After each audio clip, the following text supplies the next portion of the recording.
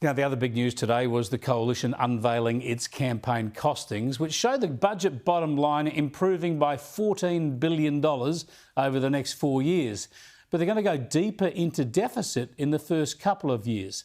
I asked Shadow Treasurer Angus Taylor why.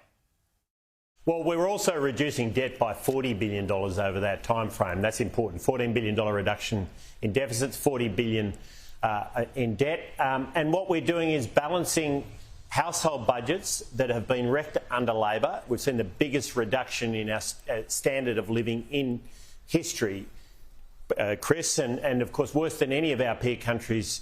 And at the same time, you've seen government budget deficits going over the cliff under Labor. So those two things have got to be fixed in parallel. What we're doing is saying, let's help households out in the short term and let's fix the government budget deficit in parallel with that. And that's what we're doing here.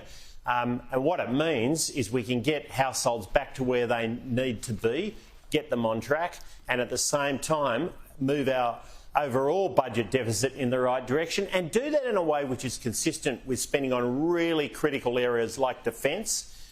We've got a $12.7 billion extra spend in defence in those numbers.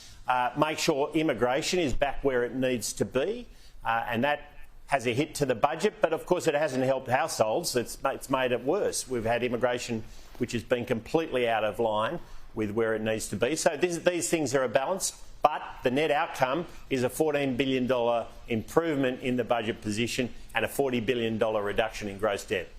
It's great to hear you talking today about shrinking the size of government, that is reducing government as a share of the economy. At the moment it's over 27%. Labor used to agree it needed to be below 25%, which is where the Coalition has managed to get it a couple of times in recent decades. The trouble is, though, getting it back down to 25% of the economy and getting the budget back into surplus. How far off could that be?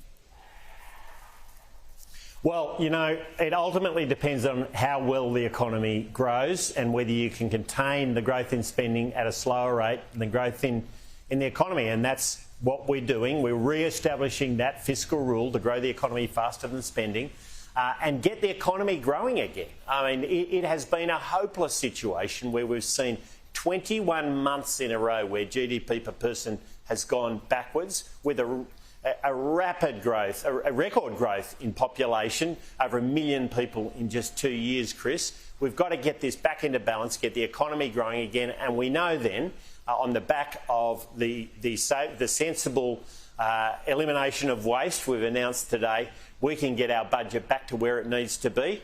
And over time, with those rules, you get back to balance, and that's where we need to be. There's no doubt there's a lot of waste in government spending, and as you say, you're suggesting paring back the public service numbers, especially in Canberra, to get those savings. You're talking about a hiring freeze in the public sector and allowing at least 41,000 jobs to come off the taxpayer-funded payroll. How long do you think that freeze could stay in place? Well, we're proposing to have natural attrition and a hiring freeze over 5 years to get the reduction in the public service of 41,000 that we've already announced. We don't need to have bigger government. We need to have better government, Chris. And I've long worked in the private sector, much longer than I have in politics. And I learnt time and time again, you don't need to have a bigger team to have a better team.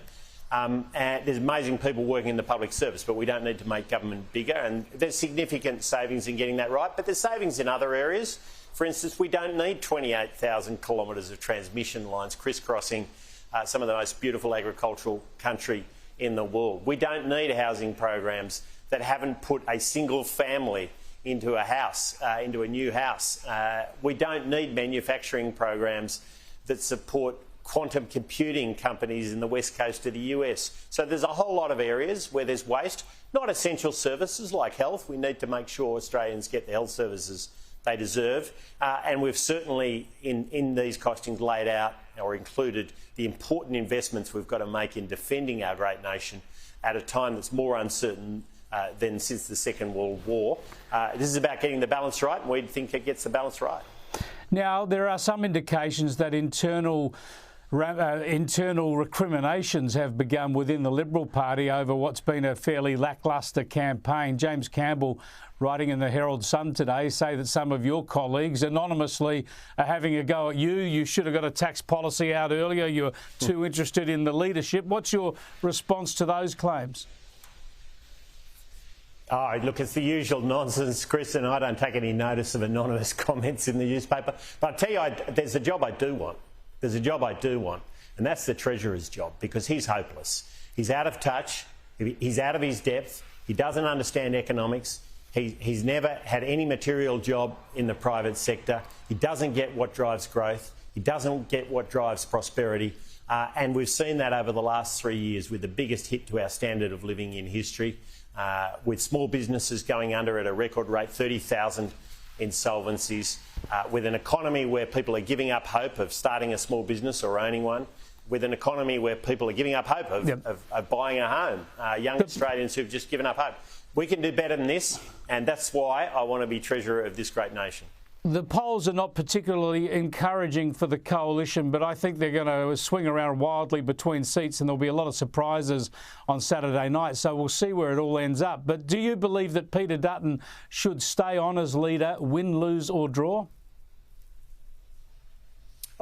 Peter has been an outstanding leader, and I want him to stay on as Prime Minister because I want to win this election. And I'm going to be fighting until 6 o'clock on Saturday night to do that, because there's no doubt. There's no doubt he'll stay on. 3 years of Labor. There's no doubt he'll stay on if he's Prime Minister.